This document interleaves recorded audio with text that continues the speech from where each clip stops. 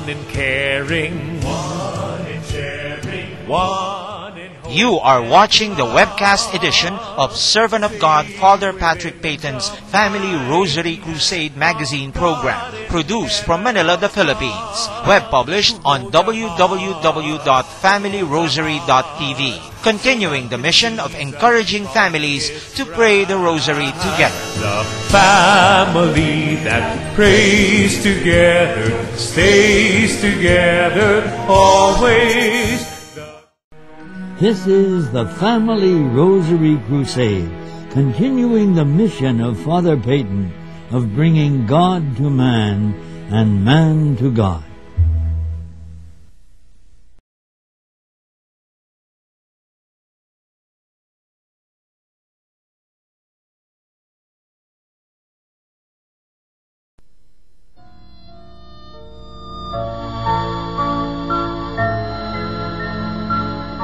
My dear, dear children, I, your mother, love you, and I wish to urge you to prayer.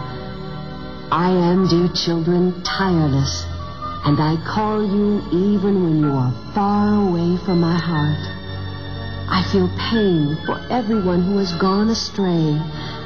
I beg you, surrender yourself completely to God and live the messages I am giving you.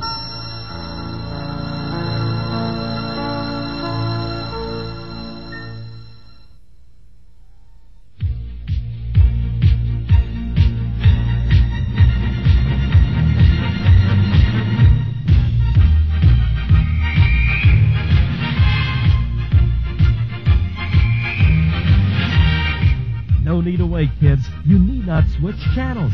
Sit back, relax, and join Kuya Bernard in this week's edition of Once Upon a Saint. Yay! Magandang araw po muli sa kanila, mga kaibigan. Handa na ba tayo, mga bata? Handang-handa na, mga bata. Ganun na rin sana yung mga taga-nanonood sa atin. Bueno, Chris, anong gagawin natin kung handa na tayo? Upo na tayo ng maayos dahil nandito na ang Once Upon a Saint! Yay! Maraming salamat, Kuya Chris. Ito lamang po ang tanging programa sa telebisyon kung saan nalalaman natin ang totoong buhay at pakikipagsapalaran ng mga tunay na superheroes. At sila'y walang iba kung hindi ang mga banal! Yay! Ang sinasabi ni Father Will, importante yung sambayanan. Yung community, hindi po pwedeng sasabihin ng isa, hindi na lang ako magsisimba, pwede naman ako magdasal, mag-isa sa bahay. Mga bata, ito ang kahalagahan ng sama-samang pananalangin. Ang sinasabi nga, kung lahat tayo magkakasama-sama, maririnig ng Diyos ang ating mga panalangin. At ito rin ang binibigyang diin ng ating patron o ng ating santo na inaalam natin ang buhay ngayon. At siya ay walang iba kung hindi si San Pedro Claver, isang Jesuita na nabuhay noong 16 hanggang 17th century. 1610, ganap na siyang isang pare nang siya ay makarating sa Cartagena dito sa Panama, isang napakainit na lugar. Halos walang tumutubo, maraming lamok, maraming ipis, maraming langaw, maaari kang magkasakit. Pero pinili pa rin niyang magtungo roon para kanino? Para kaya magbuhay mayaman siya? Hindi. Para siya ang titingin sa mga aliping negro o yung mga maiitim ang balat na mga slaves galing sa Afrika. Kaya napakahalaga ng gawain niyang ito at ang nagturo at nagpakilala sa kanya ng ministry na ito ay ang matandang pare na ang pangalan ay San Alfonso Rodriguez Sandoval. At ito nga ang tanong, handa ka bang gawin ng gawain na ito kasama ang mga alipin, ang mga negro? Bukas darating ang sasakyang pangdagat, naglakbay mula sa Afrika. 3 hanggang 4 na buwan bago nakarating dito. Bukas, maririnig mo ang ugong ng sasakyan. Magpahinga ka na, Pedro. bago na mahinga si Pedro.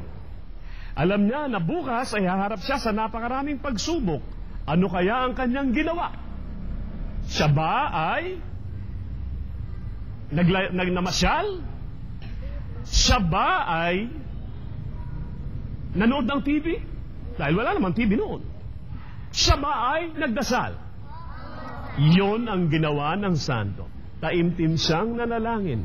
At sa kanyang harapan ay laging naroroon ang nakapakong si Jesus na may koronang at tumutulong dugo sa muka, at nakikita niya at lagi siyang nagme-meditate doon sa mga sugat ni Jesus.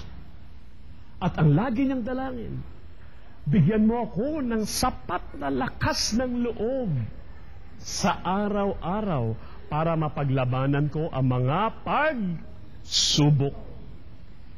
Nakatulog na si San Pedro Claver. Nagulantang siya dahil may malakas na tunog.